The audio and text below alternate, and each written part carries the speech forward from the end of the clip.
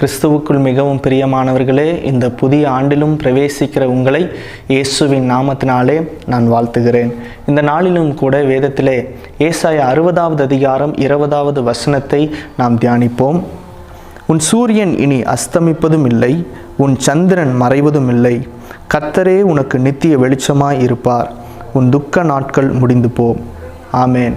உங்களை பார்த்து தான் கர்த்தர் சொல்லுகிறார், உன் சூரியன் இனி அஸ்தமிப்பதும் இல்லை, உன் சந்திரன் இனி மறைவதும் இல்லை என்று சொல்லி.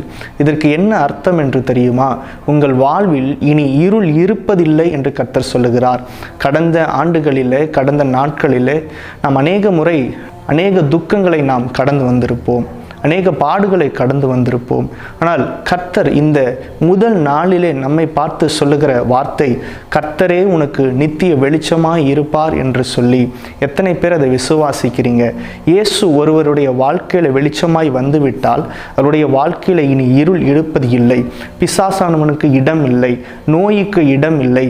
நீங்கள் அதை விசுவாசியுங்கள். கர்த்தரே உங்களுக்கு நித்திய வெளிச்சமாய் இருப்பார். உங்கள் துக்க நாட்கள் எல்லாம் முடிந்து போகும். கண்களை மூடி ஜெபிப்போம். நல்ல தகப்பனே, ஆண்டவரே, இந்த நல்ல நாளுக்காக உம்மை துதிக்கிறோம்.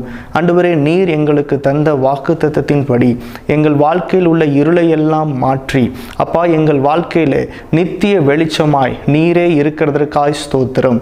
இந்த நாளிலும் கூட என் வாழ்க்கையில இருள் இருக்கிறதே, என் வாழ்க்கையில பிசாசின் ஆதிக்கம் இருக்கிறதே என்று சொல்லி கலங்குகிற ஒவ்வொருவருக்காகவும் நான் ஜெபிக்கிறேன்.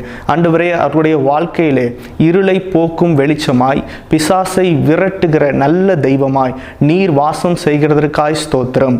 எல்லா இருளின் ஆதிக்கங்களும் இயேசுவின் நாமத்தினாலே அகன்று போகட்டும் என்று நான் ஜெபிக்கிறேன். உம்முடைய கரங்களில் ஒப்பு கொடுக்கிறேன்.